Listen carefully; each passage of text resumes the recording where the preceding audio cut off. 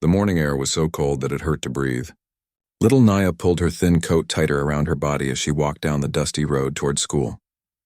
Her breath came out in small white clouds, and her fingers were already turning red from the cold. The coat she wore had been her older cousin's before it came to her. Now the zipper was broken and there were holes in both pockets. But it was all she had. Naya was only 8 years old, but she had learned early that life wasn't easy. Her family lived in a small trailer on the edge of the Lakota reservation, just outside the town of Pinewood. The trailer's heater barely worked, and on nights like these, the whole family would huddle together under blankets to stay warm. Her father couldn't work anymore because he had hurt his back badly on a construction job. Her mother cleaned houses in town, coming home exhausted every evening with hands rough and red from scrubbing floors. But Naya's grandmother always told her something important. She would sit Naya down, hold her small hands, and say that being poor in money didn't mean being poor in spirit. She taught her that their people had survived for hundreds of years because they took care of each other. Kindness, her grandmother said, was more valuable than gold.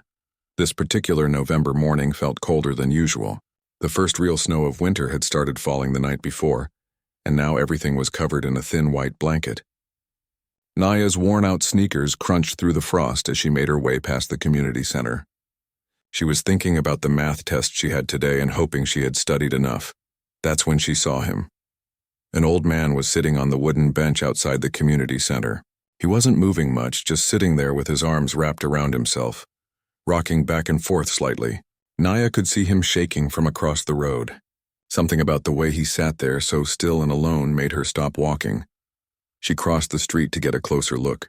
As she got nearer, she realized the old man wasn't wearing a coat at all. He only had on a thin flannel shirt, the kind her grandfather used to wear in the summer. The shirt was old and faded, with a small tear near the collar. The man's hands were shaking so badly that he could barely hold them together. He was breathing into his cupped palms, trying desperately to warm them up. Naya recognized him. It was Thomas Whitehorse, an elder from the reservation next to theirs. She had seen him at powwows and community gatherings. He was always kind, always had a smile and a story to share with the children. But now he looked so different. His face was pale and his lips had a blue tint to them. His eyes were closed, and she wasn't sure if he even knew she was standing there. She had heard people talking about Thomas a few weeks ago. There had been a fire at his home. He had lost everything, they said. His house, his belongings, all the things he had collected over his 70-some years of life. Gone in one night. Since then, he had been staying with different family members, moving from place to place, never wanting to be a burden on anyone for too long. Now here he was, sitting in the freezing cold with nothing to protect him from the winter wind that was picking up strength. Naya stood there for a moment, feeling the cold bite at her own skin. She looked down at her coat, thin and worn as it was. Then she looked back at Thomas, who had no coat at all. Her teeth were chattering, and she knew that without her coat, she would be even colder on the rest of her walk to school. But Thomas, he was an elder. He had lived a long life and had probably helped so many people. He deserved better than this. She remembered what her grandmother always said.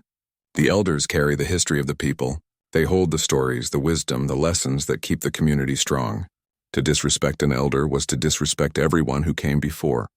To help an elder was to honor the entire tribe. Naya made her decision. Her fingers, cold and stiff, worked at the buttons of her coat. The top button was missing, and the second one always gave her trouble, but she managed to get it open. She slipped the coat off her shoulders, immediately feeling the sharp wind cut through her thin sweater. For a second, she almost changed her mind, but then she looked at Thomas again and knew what she had to do. She stepped closer and gently draped the coat over the old man's shoulders. Thomas's eyes opened slowly. He looked confused at first, then surprised as he realized what was happening. His weathered face, marked with deep lines from years of laughter and hardship, turned toward the little girl standing before him. He tried to speak, but his voice came out rough and weak from the cold. He reached up to take the coat off, to give it back to her, shaking his head. But Naya was quick. She adjusted it on his shoulders and stepped back with a small smile. "You need it more than me, grandfather," she said, using the respectful term for elders. "School isn't far. I'll be okay." Thomas looked at her with eyes that were suddenly full of tears. He wanted to argue, wanted to tell her to take back her coat, but something in the child's eyes stopped him. There was a determination there, a certainty that reminded him of his own grandmother from long ago. This little girl, who clearly had so little herself, was willing to give up her only protection from the cold. He pulled the small coat around himself. It barely fit his larger frame, and he couldn't even button it, but the warmth from where it had been wrapped around Naya's body still lingered in the fabric. More than that, though, was the warmth it brought to his heart. In all his years, through all his struggles, he had rarely seen such pure kindness. Naya gave him one more smile, then turned and started walking quickly toward school. She didn't want him to see her shiver. She didn't want him to feel bad about accepting her gift. The wind immediately found every opening in her thin sweater, and the cold seemed to go right through to her bones. But with each step, even though her body shook from the freezing air, there was a warm feeling in her chest that the cold couldn't touch. Behind her, Thomas sat on that bench, wrapped in a child's worn coat, and cried. The tears ran down his face and froze on his cheeks, but he didn't care. He clutched that small coat like it was the most precious thing in the world, because in that moment it represented something he thought the modern world had forgotten, something pure and good that he feared was dying out. But this little girl, this 8-year-old child who had every reason to think only of herself, had just shown him that the old ways were still alive. The ways of caring for others, of putting the community before oneself, of honoring the elders. These values still lived in the hearts of the young ones. As Naya disappeared down the road, getting smaller in the distance, Thomas made a promise to himself. He would make sure the tribe knew about this. He would make sure this child's sacrifice was honored. Because if an 8-year-old girl could give up her only coat in freezing weather, then the rest of them could surely do better at taking care of each other. Naya walked as fast as her cold legs would carry her. Every gust of wind felt like tiny needles pricking her skin through her sweater. She wrapped her arms around herself, trying to create some warmth, but it wasn't working very well. Her sweater was old and had stretched out from too many washes.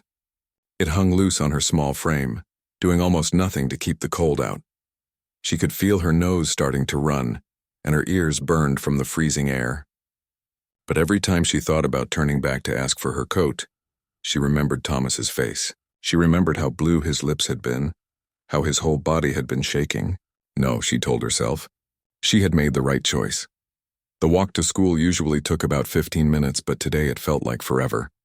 Naya tried to think of warm things to distract herself.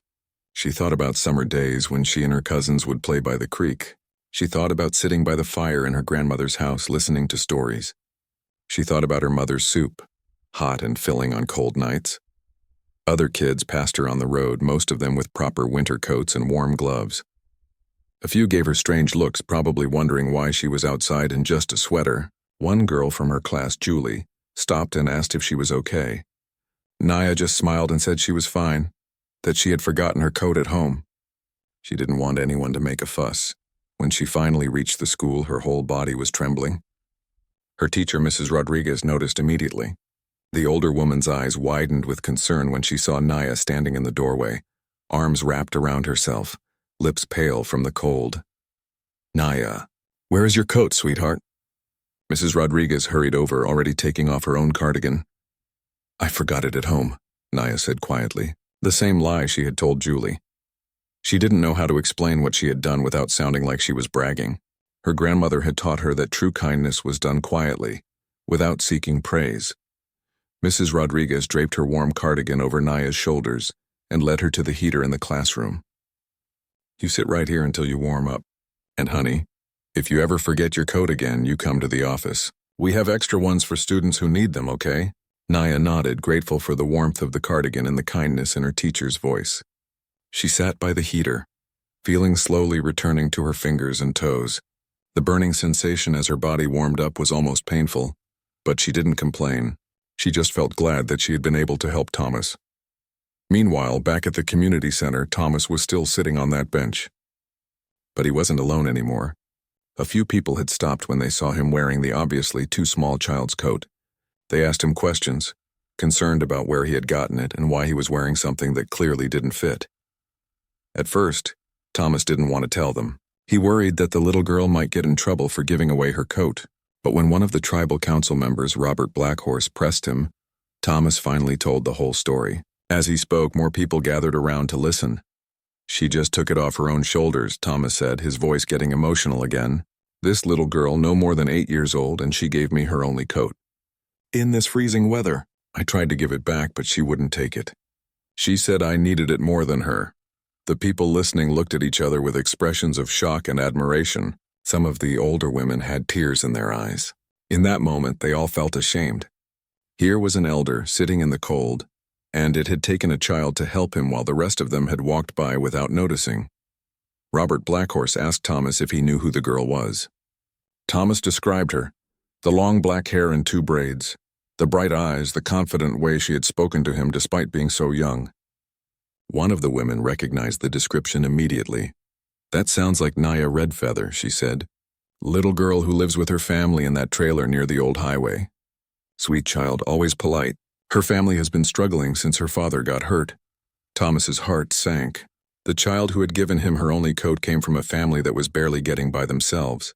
She probably needed that coat desperately, and yet she had given it to him without a second thought. The sacrifice was even greater than he had realized. Robert helped Thomas to his feet. Come on, grandfather. Let's get you somewhere warm. And we need to return this coat to that little girl before she freezes. They took Thomas to the tribal council office, a small building that served as the administrative center for the reservation. Inside it was warm and someone brought Thomas hot coffee and a blanket. But he refused to take off Naya's coat until they could return it to her. It had become something sacred to him, a symbol of everything good that their people stood for. Robert made some phone calls, trying to find out more about the Redfeather family. What he learned made the situation even more heartbreaking.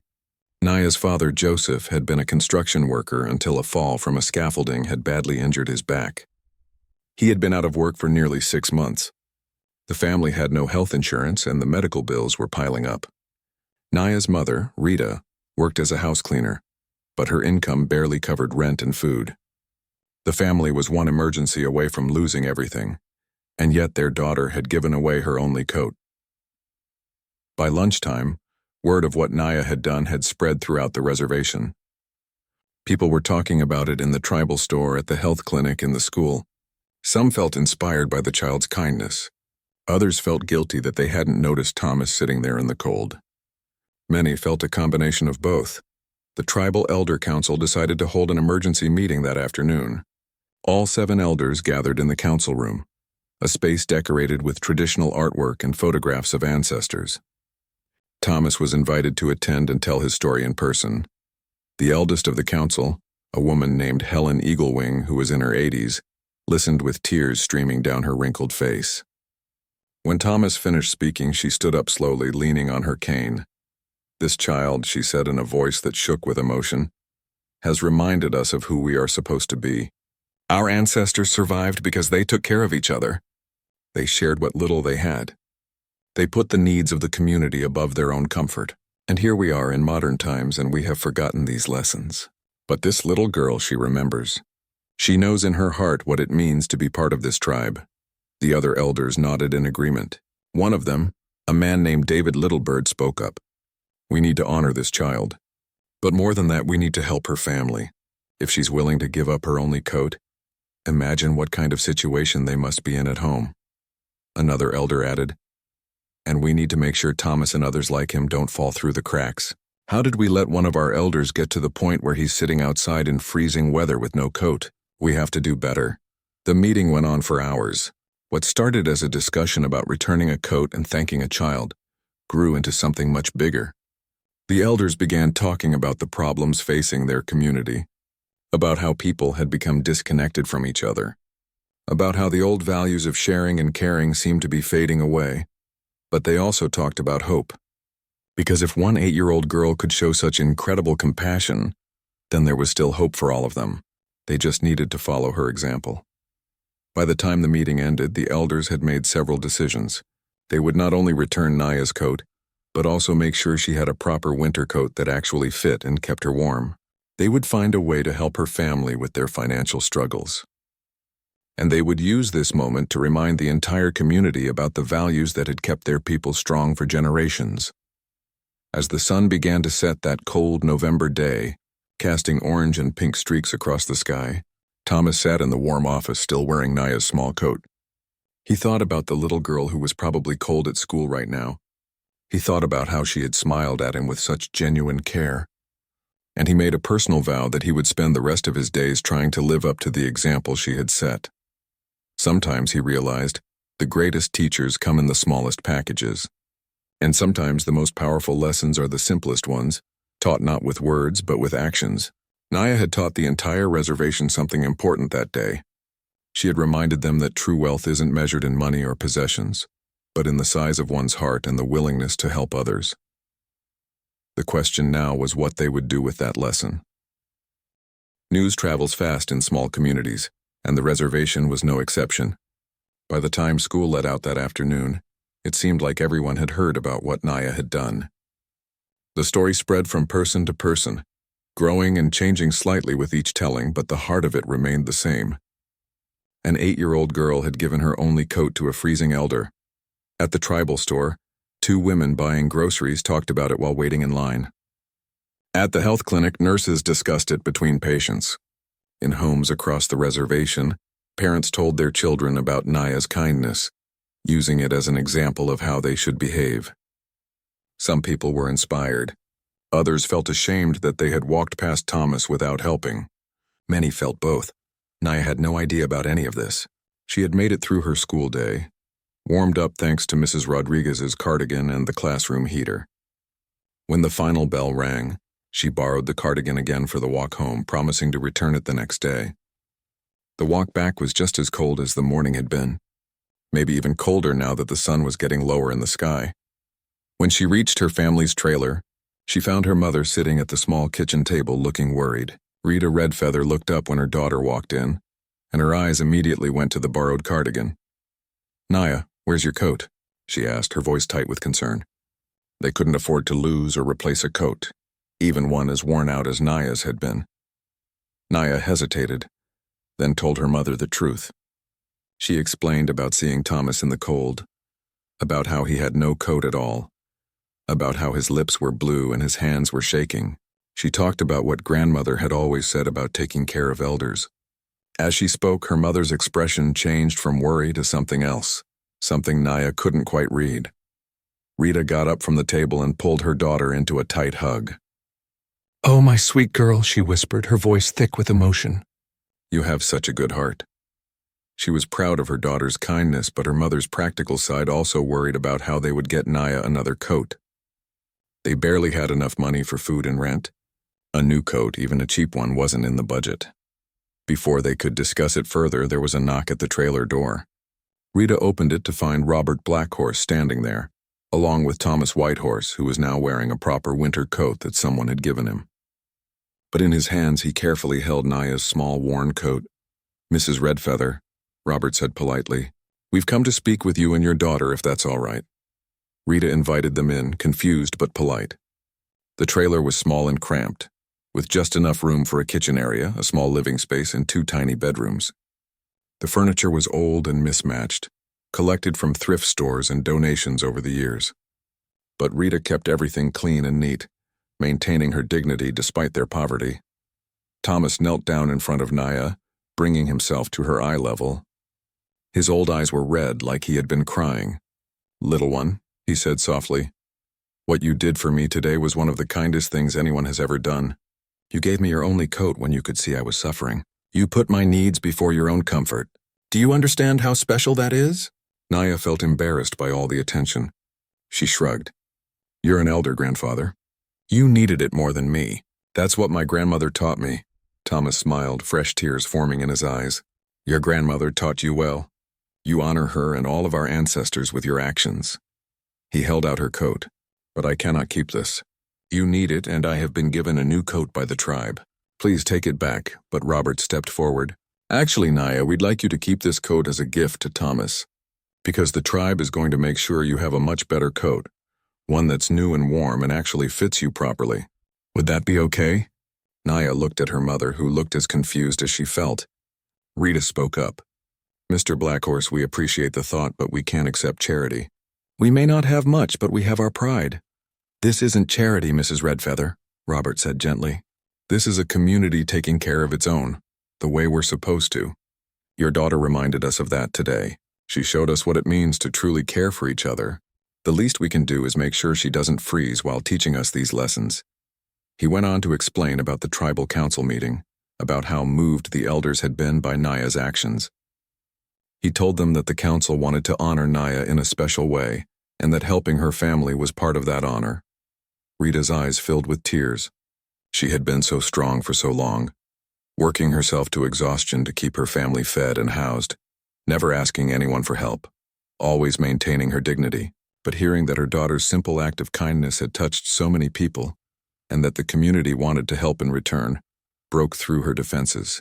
She sat down at the table and cried, not from sadness but from relief and gratitude.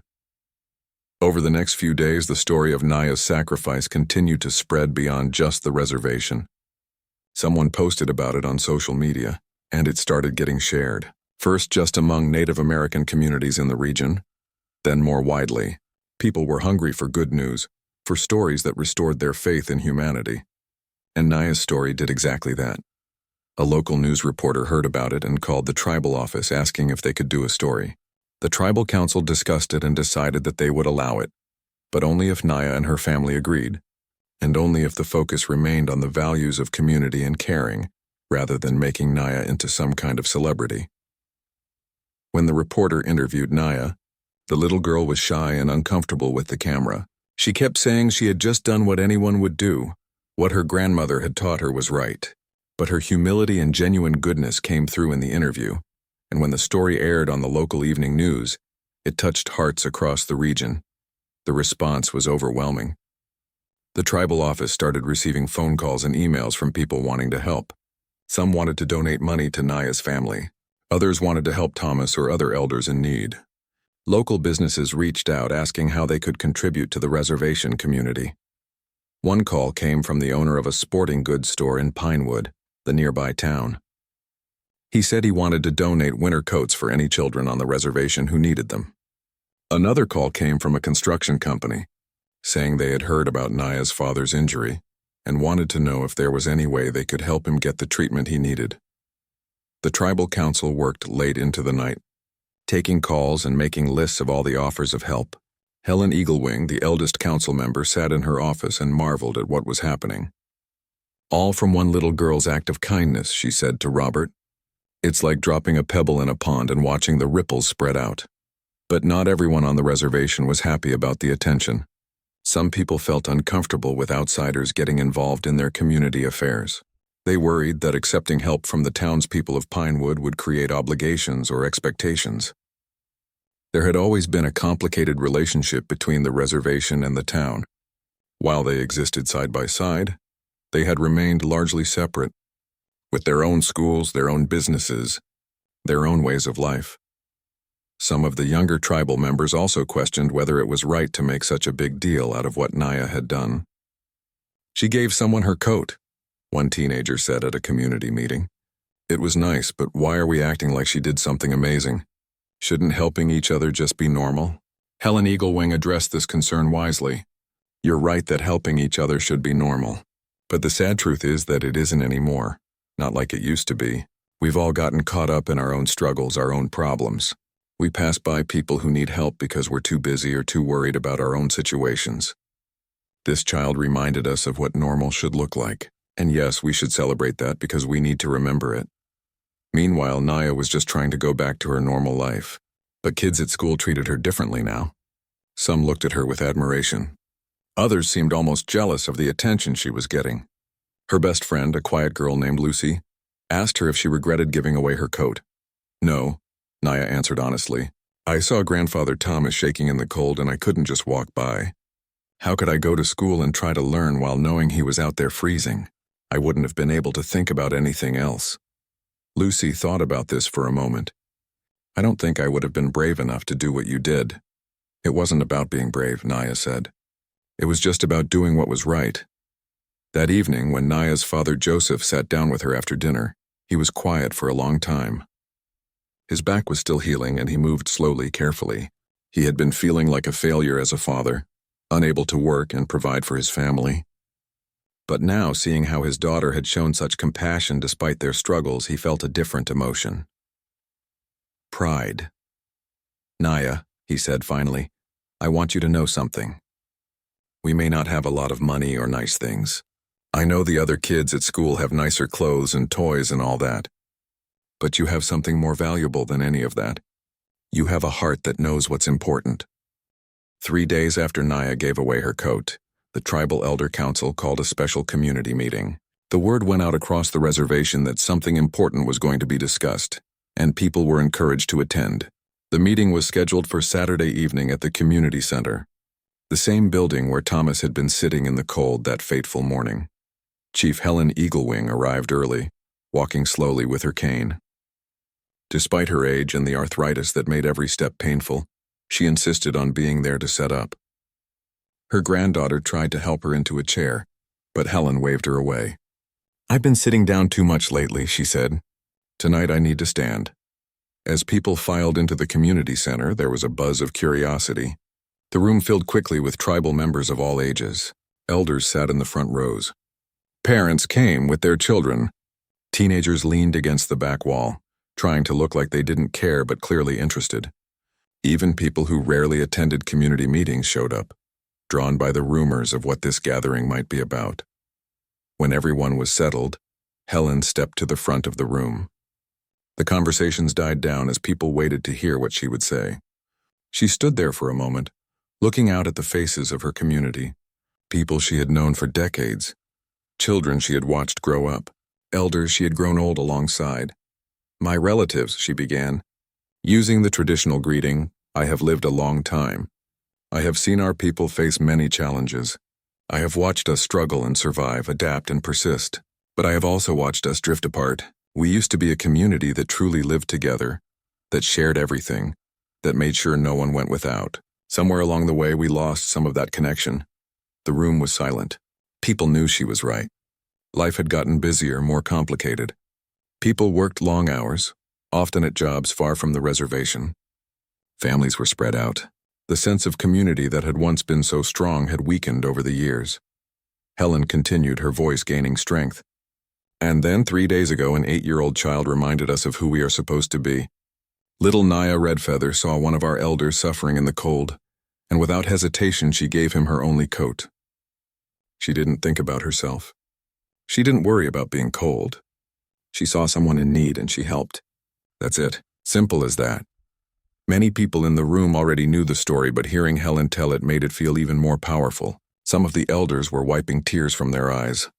Thomas Whitehorse is here tonight, Helen said, gesturing to where Thomas sat in the front row. He's going to tell you what happened in his own words. Thomas stood up slowly, still not quite recovered from his ordeal in the cold. When he spoke, his voice was strong and clear, filled with emotion. I was at the lowest point of my life, he said. I had lost my home. I had nothing. I was sitting there in the cold, thinking maybe it would be easier to just let the cold take me. I had given up. And then this little girl appeared like an answer to a prayer I didn't even know I was praying.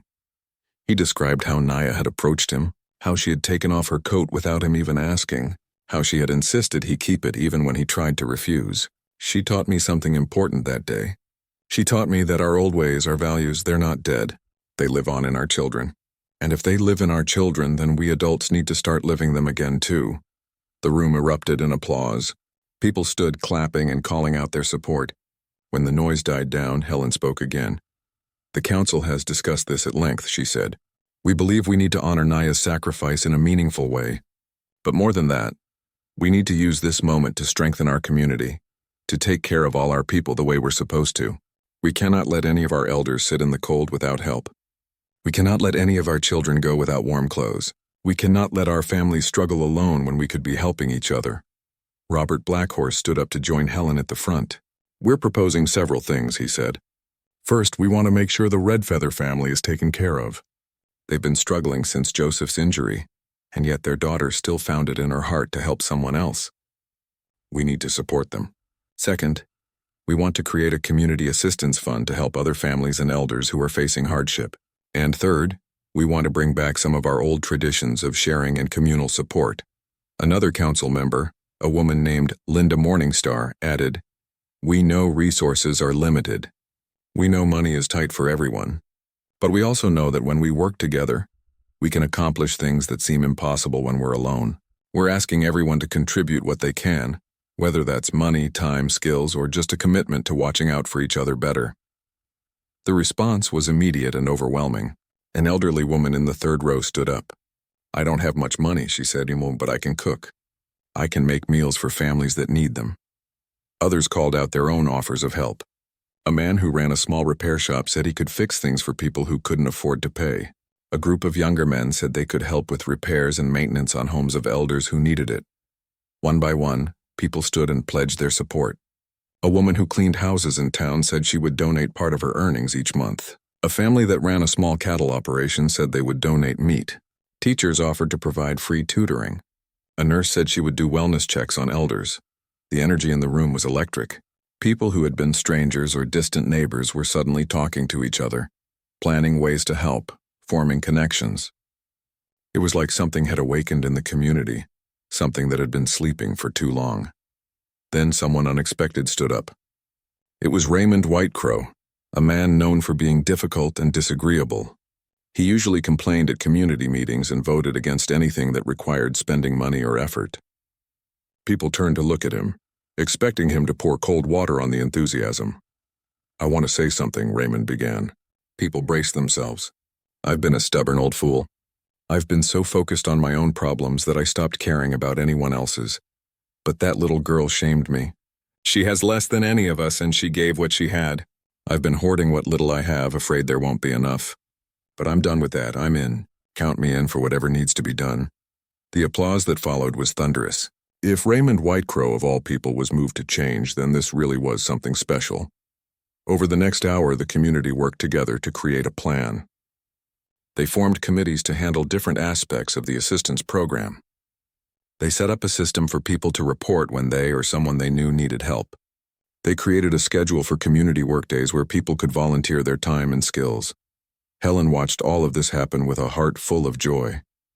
This was what she had been hoping for, what she had been praying for. The community was coming together like it hadn't in years, maybe decades. And it was all because one little girl had shown them the way. But the mobilization didn't stop at the reservation boundaries. News of what the tribe was doing reached the nearby town of Pinewood. The reporter who had covered Naya's story did a follow-up piece about the community response. And suddenly people from town wanted to get involved too. The owner of Pinewood hardware store called the tribal office. "I heard what you folks are doing," he said. "I want to help. I can donate supplies for home repairs, building materials, tools, whatever you need." The manager of the local grocery store made a similar call, offering to donate food items. A group of churches in town pooled their resources and offered financial support. Even the mayor of Pinewood reached out, asking if there was any way the town government could assist. Some of the tribal council members were skeptical. The relationship between the reservation and Pinewood had always been complicated. There was history there, old wounds and misunderstandings, but Helen saw it differently. "This is an opportunity," she told the council, "an opportunity to bridge gaps that have existed for too long. If people want to help with good hearts, we should let them. We can still maintain our sovereignty and dignity while accepting assistance from neighbors." Not everyone agreed. There was a heated discussion at the next council meeting about whether to accept help from outside the tribe. Some argued it would make them dependent or obligated. Others worried about losing control over their own community affairs. But in the end, they decided to accept help that came without strings attached. They would welcome donations and assistance, but they would manage the programs themselves. The tribe would maintain control over how resources were distributed and who received help. Meanwhile, word continued to spread. Native communities in other states heard about what was happening and wanted to support their relatives. Money started coming in from tribal casinos in other regions. Indigenous organizations offered grants and resources. Even individual Native people from across the country sent what they could. $5 here, $20 there. Each contribution a message of solidarity and support. Naya watched all of this happening with a mixture of amazement and discomfort. She still didn't understand why her simple act had caused such a big response. The story of Naya's sacrifice crossed the invisible boundary between the reservation and the town of Pinewood in an unexpected way. It started when Mrs. Rodriguez, Naya's teacher, posted about it on her personal social media page. She didn't use Naya's full name, just shared the basic story of what her student had done. She wrote about how moved she had been to see such selflessness in someone so young, and how it had reminded her why she became a teacher in the first place. Mrs. Rodriguez had friends and family all over the region, and her post was shared quickly. Within a day, hundreds of people in Pinewood had read about the little girl from the reservation who gave her only coat to a freezing elder. Comments poured in, expressing admiration and asking how they could help. At first, many people in Pinewood were shocked to learn about the conditions some families on the reservation were living in. Despite living just a few miles apart, many town residents had never actually been to the reservation. They drove past it on the highway, but they didn't really see it. They certainly didn't know about families living in trailers with broken heaters or elders sitting in the cold with no coat. Jennifer Martinez, who owned the local coffee shop in downtown Pinewood, read Mrs. Rodriguez's post while having her morning coffee. She sat there for a long moment staring at her phone screen. She thought about her own daughter, about the closet full of coats and clothes she had. She thought about how she had driven past the reservation entrance countless times without ever wondering what life was like there. She decided to do something. Jennifer posted on the community Facebook page for Pinewood, sharing the story and asking if anyone wanted to help collect winter coats for children who needed them. "We have neighbors just down the road who need our help," she wrote. "Let's show them that Pinewood cares." The response overwhelmed her. Within hours, people were commenting, offering to donate coats, money, time. The owner of Pinewood Hardware, Mike Davidson, commented that he wanted to donate building supplies for any repairs needed on the reservation. The manager of the grocery store said they would donate food items. But it wasn't just business owners. Regular people, families who didn't have a lot themselves, wanted to contribute. A retired school teacher said she would knit hats and scarves. A group of high school students volunteered to organize a coat drive at their school. Parents started going through their children's closets, pulling out coats that still had life in them but were no longer needed. The local newspaper, the Pinewood Chronicle, got wind of what was happening and sent their lead reporter, Daniel Kim, to investigate. Daniel had lived in Pinewood for 15 years but had never done a story about the reservation. Like many people in town, he knew it existed but had never really thought much about it. When Daniel interviewed Mrs. Rodriguez and learned more details about Naya's story, he felt compelled to dig deeper. He reached out to the tribal council and asked if he could visit the reservation and speak with people there. After some discussion, the council agreed, with the condition that they would control which stories were told and how. Daniel's visit to the reservation opened his eyes. He saw the poverty that some families lived in, but he also saw the strength and dignity of the people. He met elders who shared stories of their history. He talked to parents who were working multiple jobs to provide for their families. He spoke with tribal council members about their efforts to improve life on the reservation while maintaining their culture and sovereignty. And he met Naya, the shy 8-year-old who had started all of this, sat across from him in the tribal office, her mother beside her, looking uncomfortable with all the attention. When Daniel asked her why she had given away her coat, Naya's answer was simple and profound. "He was cold and I had a coat. It wasn't hard to understand. My grandmother always says we're supposed to help each other, especially the elders. I was just doing what she taught me." Daniel wrote an article that ran on the front page of the Pinewood Chronicle. The headline read, "8-year-old's act of kindness reminds town of what matters most." The article didn't just focus on Naya's individual act. It talked about the broader issues facing the reservation community and the response from both tribal members and town residents who wanted to help. The article included quotes from Helen Eaglewing about the importance of community and caring for each other. It featured Thomas Whitehorse describing the moment when Naya gave him her coat. And it highlighted the growing partnership between the reservation and Pinewood, something that hadn't existed before. When people in Pinewood read the article over breakfast that Sunday morning, many felt a sense of shame. How had they lived so close to the reservation all these years without knowing about the struggles their neighbors faced? Why had it taken a child sacrifice to open their eyes? But shame gave way to action. The coat drive that Jennifer had started at the coffee shop grew exponentially. Donation boxes appeared in businesses all over town. The high school made it a competition between classes to see who could collect the most coats. Within a week, they had collected over 300 winter coats in various sizes. The churches in Pinewood also mobilized. Pastor Michael Williams of First Community Church organized a meeting with leaders from the other churches in town. They represented different denominations and didn't always agree on theological matters, but they all agreed on this. They needed to help their neighbors on the reservation. Together, the churches raised $5,000. They also organized volunteer crews to help with any physical labor that might be needed, from home repairs to chopping firewood for elders. Pastor Williams personally called the tribal council to offer this help, making it clear that there were no strings attached and no expectation of anything in return. Helen Eaglewing took his call and was moved by the genuine desire to help. "For years we've been so separate," she told him. "Your people in town, our people on the reservation. We've lived side by side but not together. Maybe it's time that changed." The conversation between Helen and Pastor Williams led to an invitation. The tribal council invited representatives from Pinewood to attend the upcoming ceremony, honoring Naya. It would be a chance for both communities to come together, to begin building bridges that should have been built long ago. Meanwhile, the regional news stations picked up on the story. Camera crews came to Pinewood and the reservation, interviewing people and filming footage for their evening broadcasts. The story aired across several states, and suddenly Naya's act of kindness was known far beyond her small corner of the world. The response was overwhelming. Emails and letters poured into the tribal office and the mayor's office in Pinewood. People from cities hundreds of miles away sent donations. Organizations that worked with Native communities reached out to offer support. Even a few celebrities shared the story on their social media accounts, bringing even more attention. Not everyone was comfortable with all the attention. Some tribal members worried that the reservation was being portrayed as a place of poverty that needed saving. They felt it was important to show that yes, there were struggles, but there was also strength, culture, pride, and resilience. Robert Blackhorse addressed these concerns at a community meeting. "I understand the worry," he said.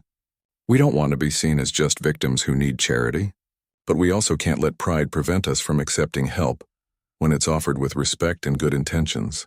We can accept assistance while still maintaining our dignity and sovereignty." A young tribal member named Crystal Redhawk spoke up. "What bothers me is that it took a child giving away her coat for people in town to notice we exist. Where was all this concern and help before? Why did we have to prove we're worthy of compassion?" Her question hung in the air. It was a valid point, one that made people uncomfortable because there was truth in it.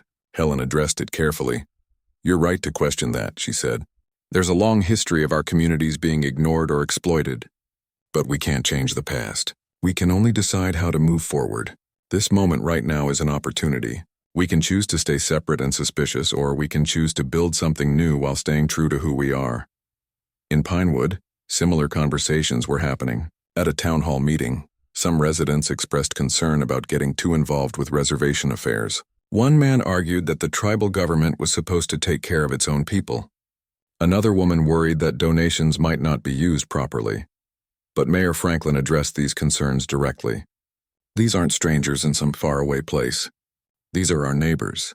Some of you work with people from the reservation. Your kids go to school with their kids in the regional high school. We shop at the same stores, drive on the same roads.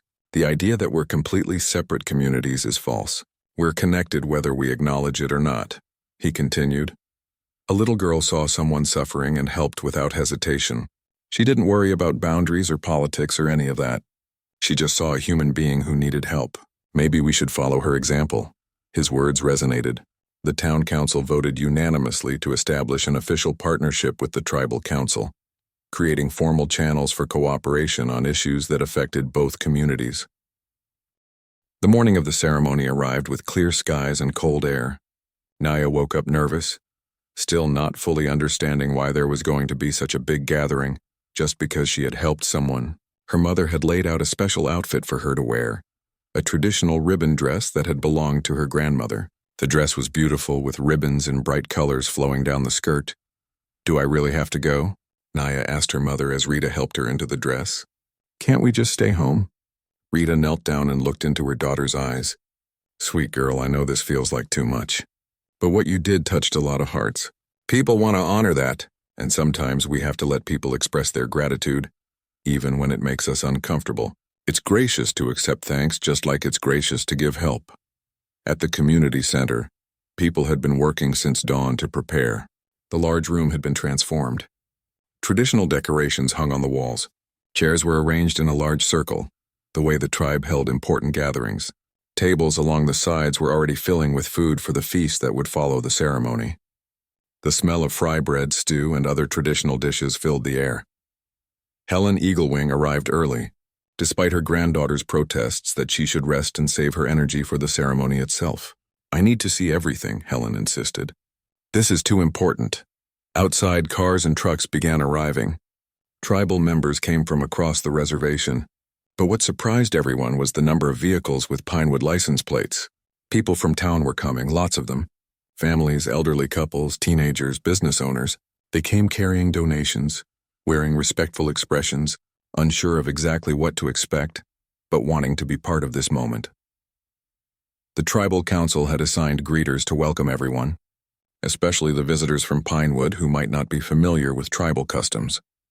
Young tribal members stood at the entrance, smiling and directing people where to go, explaining that they would be sitting in a circle and that there would be traditional songs and speeches. By the time the ceremony was scheduled to start, the community center was packed. Every chair was filled and people stood along the walls. The circle included tribal elders, council members, and respected community members in the inner ring. Behind them sat tribal members of all ages. And in the outer ring, welcomed as honored guests, sat people from Pinewood. Naya and her family were asked to wait in a small side room. Naya could hear the murmur of voices through the door, the sound of drums beginning to beat. Her father squeezed her hand. "I'm so proud of you," he whispered. Her mother's eyes were already wet with tears. The ceremony began with a traditional song, drums beating a steady rhythm as voices rose in harmony. The sound filled the room, ancient and powerful. Many of the visitors from Pinewood had never heard traditional native singing before. Some were moved to tears without fully understanding why. When the song ended, Helen Eaglewing stood. The room fell silent. Everyone knew that when the eldest spoke, you listened with respect. Helen's voice was strong despite her age, carrying clearly through the room.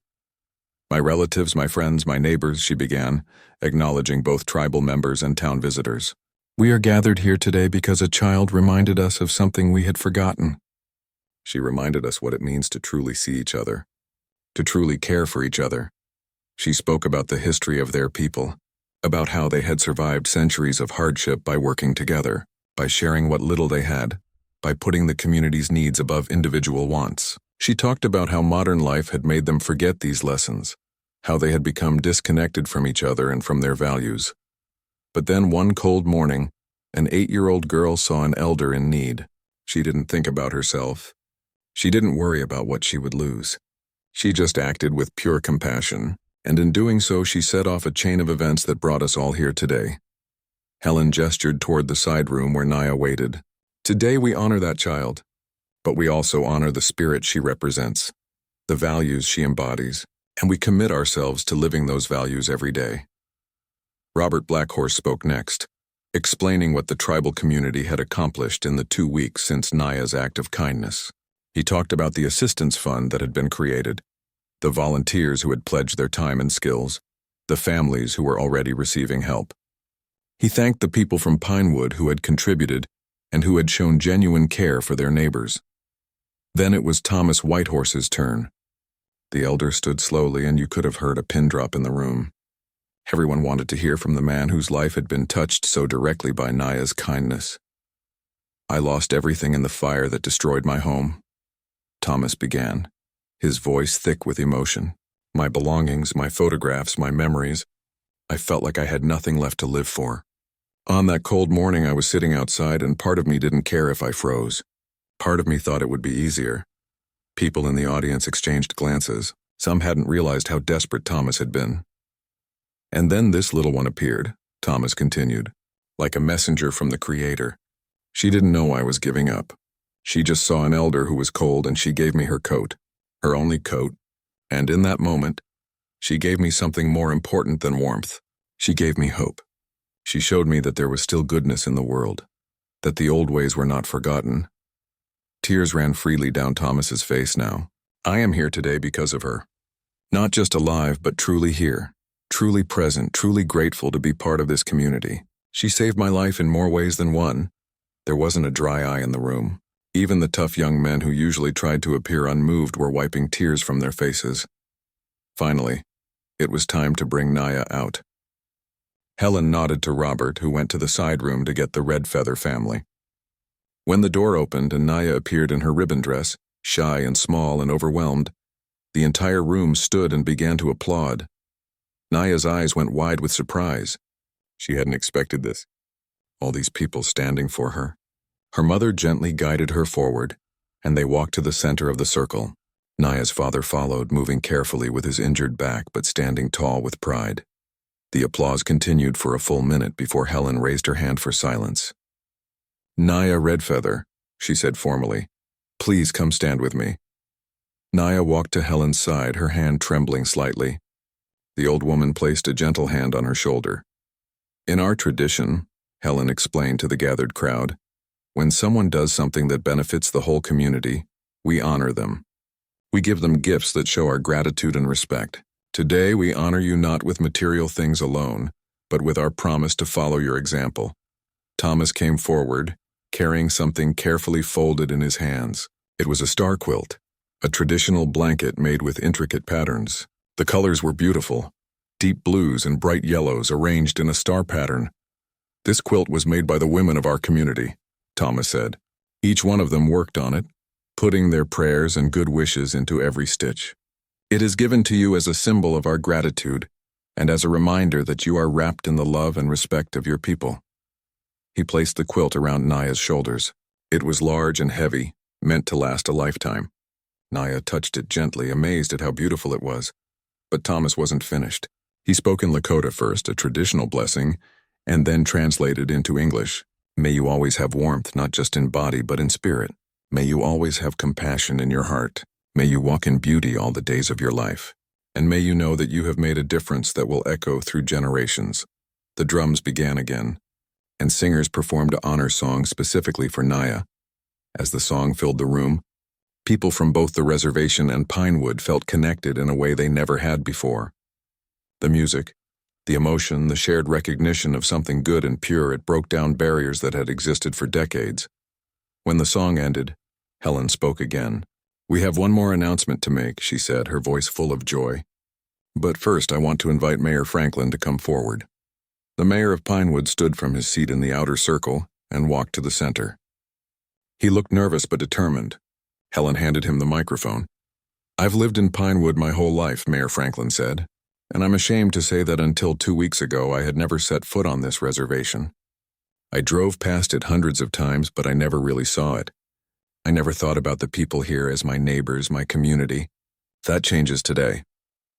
He turned to address both the tribal members and the people from Pinewood. "We've been separate for too long. We've let old barriers and misunderstandings keep us apart. But a little girl has shown us a better way.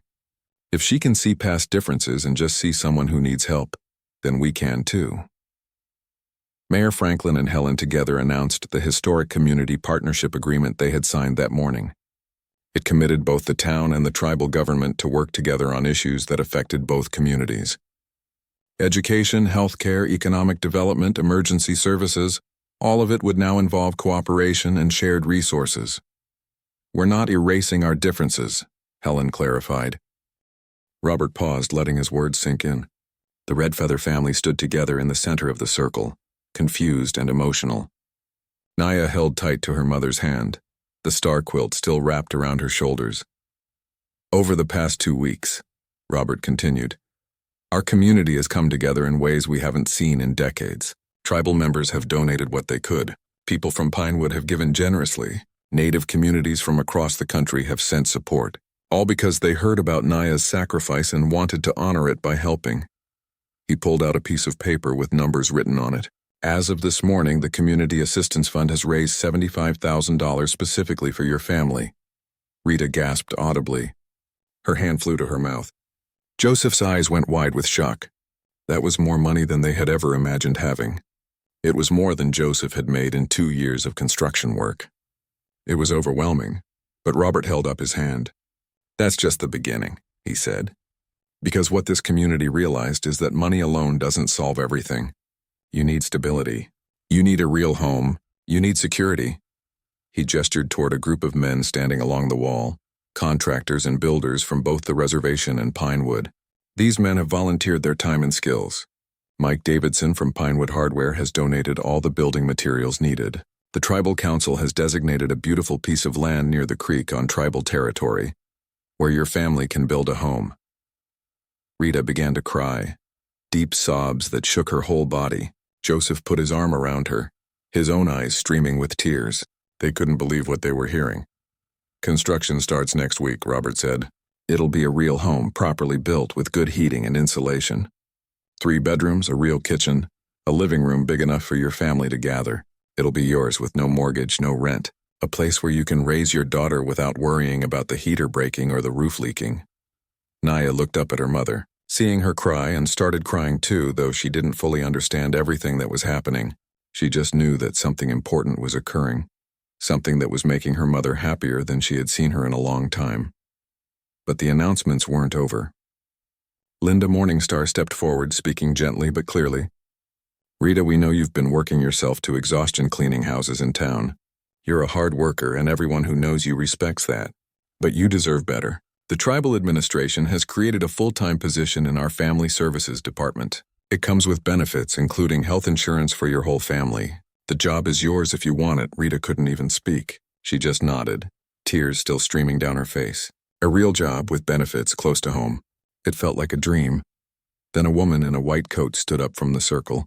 She was Dr. Patricia Yellowhorse, who worked at the tribal health clinic. Joseph, she said, addressing Naya's father directly.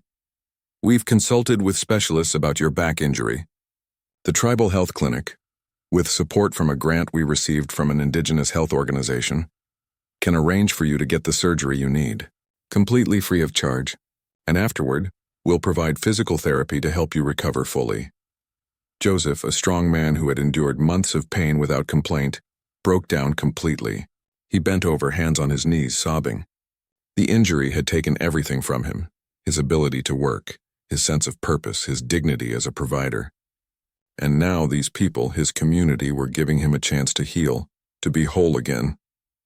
Naya ran to her father and hugged him tightly. She didn't understand all the details about surgery and therapy, but she understood that her daddy was going to get better. That was all that mattered to her.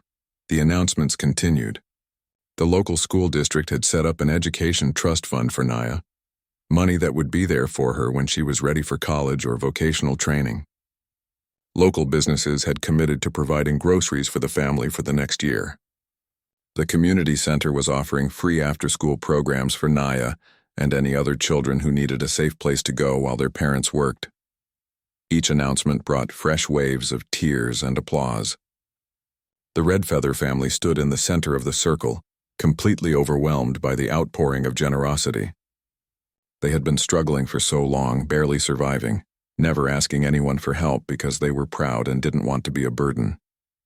And now their community, including people they had never even met from Pinewood, was surrounding them with support and love. Helen Eaglewing spoke again, her voice gentle. This is what community is supposed to look like, she said. When one of us suffers, we all suffer. When one of us succeeds, we all benefit. The Red Feather family has been struggling, but they still raised a daughter who knows how to care for others. Now it's our turn to care for them. She turned to address everyone in the room. But this isn't just about one family. The assistance fund we've created will help many families across our reservation. We're going to make sure no elder sits in the cold without a coat. We're going to make sure no child goes to school hungry. We're going to make sure that when someone falls, there are hands ready to help them up. The people in the room stood again, applauding not just for the Red Feather family but for the vision Helen was describing. A community that truly took care of its own. Thomas Whitehorse spoke once more, his voice stronger now. I am an old man, he said. I've seen a lot in my years. I've seen our people struggle and survive, but I've also seen us drift apart, become isolated from each other. Today I see hope. I see us remembering who we are. And it's all because of this little girl who gave me her coat. He walked over to Naya and knelt down stiffly, bringing himself to her eye level. Little one, he said, you saved my life. But more than that, you saved our community. You reminded us how to be human beings in the fullest sense. Thank you. Naya, shy and overwhelmed, whispered, You're welcome, grandfather. The ceremony continued with more songs, more stories, more sharing. People from Pinewood stood and spoke about how Naya's story had affected them, how it had made them realize they needed to be better neighbors. A woman named Barbara from the Pinewood Community Church talked about organizing ongoing volunteer programs to help on the reservation. A high school teacher discussed setting up exchange programs so students from both communities could learn from each other. Then something unexpected happened. Raymond Whitecrow, the man who had been known as the reservation's biggest complainer, stood up. People turned to look at him with surprise. "I need to say something," Raymond began, his voice gruff. "I've been angry for a long time. Angry at the government, angry at the town, angry at how hard life is, and that anger made me selfish. I stopped caring about anyone but myself and my own problems." He paused, clearly struggling with emotion. "But this little girl, she shamed me in the best way possible. She has every reason to be angry too. Her family has less than most of us. But instead of being bitter, she's kind. Instead of holding on to what little she has, she gives it away. I realized I've been wrong. Dead wrong." Raymond looked directly at the Red Feather family. "I'm sorry I never offered to help before. I'm sorry I was too wrapped up in my own bitterness to see that my neighbors were struggling. That changes now. I'm volunteering to help build your house, and I'm committing to check on our elders every week to make sure they have what they need." The applause that followed was thunderous. If Raymond Whitecrow could change, anyone could. His transformation gave everyone hope that the community really was entering a new chapter. As the formal ceremony concluded, the gathering shifted into a feast. Tables that had been laden with food were opened up and people lined up to eat together. Traditional dishes mixed with modern foods, contributions from both reservation cooks and Pinewood families who had brought casseroles and desserts. People from Pinewood who had never tasted fry bread tried it for the first time. Tribal members sampled dishes from different cultures that town residents had brought. Children from both communities ran around together playing games, their laughter filling the air. Barriers that had existed for generations melted away over shared food and conversation. Naya sat with her family at a table, still wearing the star quilt, picking at her food because she was too overwhelmed to eat much. People kept coming up to thank her, to shake her hand, to tell her how much her actions had meant to them. Each person had a story about how her sacrifice had inspired them to do something kind, to reconnect with family, to volunteer in their community. An elderly woman from Pinewood, Mrs. Peterson, approached the table with tears in her eyes. "I lost my husband last year," she told Naya and her family. "I have been so lonely and sad. But when I heard your story, dear, it reminded me that there are still good people in the world. It gave me hope again. I've started volunteering at the senior center now, helping other people who are lonely like me." "You did that. You gave me a reason to keep going." Rita hugged Mrs. Peterson, two women from different worlds connected by grief and hope and gratitude. It was moments like these, happening all over the community center, that showed the real impact of what Naya had started.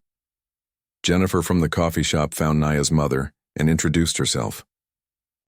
3 months had passed since the ceremony, and winter had settled in with full force. But this winter felt different on the reservation. No elders sat in the cold without coats. No children walked to school shivering in thin sweaters. The Circle of Caring program was in full swing, with volunteers from both the reservation and Pinewood checking on people regularly, making sure everyone had what they needed. The construction of the Red Feather family's new home had been completed just before the heaviest snows arrived. On a bright Saturday morning, the family moved into their new house near the creek. It was a beautiful home, built with care and love by volunteers who had given their time freely. 3 bedrooms, a warm kitchen, a living room with a fireplace, and most importantly, excellent heating and insulation. Naya stood in her new bedroom, looking out the window at the snow-covered landscape. Her room had a real bed, a desk for homework, and shelves for books.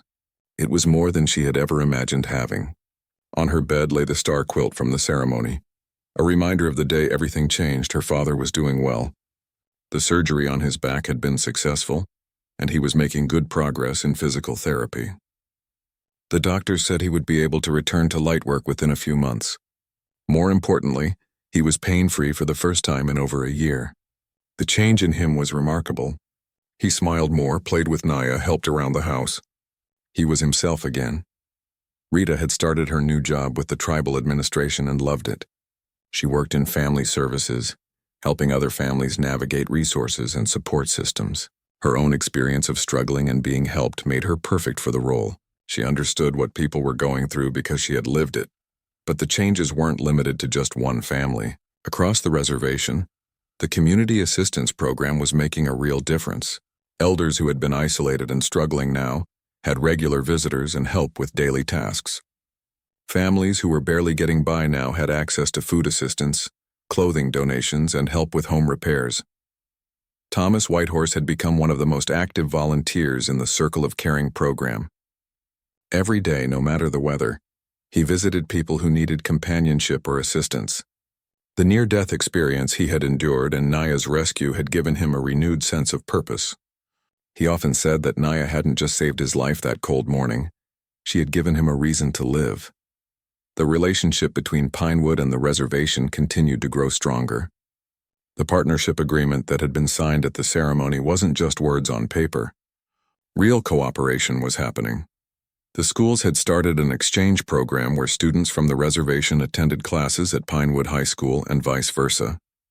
Students learned about each other's cultures, shared experiences, and formed friendships that crossed community lines. Teachers collaborated on curriculum that included Native history and perspectives, something that had been largely absent from Pinewood schools before. The high school basketball team, which drew players from both communities, became a symbol of the new unity. During games, you couldn't tell who was from where. They were just teammates working together toward a common goal. And the stands were filled with fans from both the reservation and town, cheering together. Local businesses in Pinewood began partnering with tribal enterprises. Mike Davidson from the hardware store worked out a deal with tribal craftspeople to sell their handmade items in his store. The coffee shop owned by Jennifer featured artwork from reservation artists on its walls, giving them exposure and a place to sell their work. The monthly volunteer days that Jennifer had organized became hugely popular. On the first Saturday of each month, people from Pinewood would come to the reservation to help with various projects. They had helped weatherize homes for winter, chopped firewood for elders, repaired fences, and completed dozens of other tasks. The work brought people together, and friendships formed between people who had lived just miles apart for years, but had never really known each other. Helen Eaglewing often reflected on how much had changed in such a short time. At a tribal council meeting in late January, she addressed the progress they had made. "A few months ago, we were a community struggling alone," she said. "We had forgotten how to lean on each other. We had walls up between ourselves and our neighbors in town. But one child's simple act of kindness tore down those walls. Now look at us. We're stronger than we've been in decades." The first annual Naya's Coat Drive had been a massive success. Over 800 coats had been collected, far more than they needed for the reservation alone. The excess had been distributed to other Native communities in the region and to homeless shelters in nearby cities. The Coat Drive had become a point of pride for both communities, proof that they could accomplish significant things when they worked together. But perhaps the most significant change was in people's attitudes. The invisible barrier that had existed between Pinewood and the reservation for so long was gone. People from both communities now saw each other as neighbors, as friends, as part of one larger community rather than two separate ones. At the Tribal Community Center, a new tradition had started. Once a month, there was a community dinner where everyone was welcome. People from the reservation and Pinewood gathered to share food, stories, and time together. These dinners had become highlights of the month, times when the community came together to celebrate their connection. At one of these dinners in February, Naya sat at a table with her family, Thomas, and several people from Pinewood, including Jennifer from the coffee shop and Mrs. Peterson, the elderly woman who had found new purpose through volunteering. They were laughing together, sharing stories, completely comfortable with each other. A reporter from a regional magazine had come to do a follow-up story on Naya and the transformation of the community. She watched the scene with amazement, taking notes about the obvious warmth and genuine friendship between people from such different backgrounds. When she interviewed Naya, the little girl was as humble as ever. "I just gave someone my coat because he was cold," Naya said, still not quite understanding all the fuss. "Anyone would have done the same thing." "But that's the thing," the reporter said gently. Not everyone would have. That's what made it special. The reporter also interviewed Mayor Franklin and Helen Eaglewing together, asking them about the partnership between town and reservation. This should have happened decades ago, Mayor Franklin admitted. We let old prejudices and misunderstandings keep us apart. We were neighbors in location, but strangers in every other way. It took a child to show us how foolish that was. Helen added, what Naya did came from values we taught her, but she reminded us that we weren't living those values ourselves. We had become disconnected and selfish. She showed us the way back to who we're supposed to be. The magazine article, when it was published, brought even more attention to the community. Other towns and reservations across the country read about what had happened in Pinewood and on the reservation, and some of them started their own initiatives to bridge divides and strengthen communities. Naya's story was even picked up by national news outlets. She was invited to appear on television shows and speak at conferences. But the tribal council, in consultation with Naya's parents, decided to decline most of these invitations. They didn't want Naya to become a celebrity or to be exploited. The focus needed to remain on the values and the community, not on one individual. However, they did accept one invitation. A national organization that worked to bridge divides between different communities asked if Naya would be willing to speak at their annual conference. After much discussion, the family agreed, with the condition that Helen and Thomas would accompany her and that the focus would be on the community's transformation, rather than just Naya herself. At the conference, Naya stood on a stage in front of hundreds of people, small and nervous but determined. Helen stood beside her, providing support. I gave my coat to an elder because my grandmother taught me that's what you do, Naya said into the microphone, her voice quiet but clear. You help people when they need help. You take care of the elders. You share what you have. It's not complicated. The simplicity of her message was powerful. In a world that often seemed divided and complicated, here was a child reminding everyone that kindness didn't have to be complex. You saw someone in need and you helped. That was it. Thomas spoke at the conference too, sharing his perspective on how one act of kindness had saved his life and transformed his community. We had forgotten how to be a community, he said. We had let modern life make us isolated and self-focused. But this little one reminded us, and once we remembered, everything changed. Helen concluded their presentation with a challenge to the audience. Don't wait for a crisis to bring your community together. Don't wait for a child to remind you of what matters. Start now. Look around at your neighbors, really see them, and ask how you can help. That's how change begins. The conference attendees gave them a standing ovation. Many approached them afterward, sharing their own stories of community division and asking for advice on how to bridge gaps in their own towns. Back home, life continued to improve. The Assistance Fund had helped 17 families with various needs,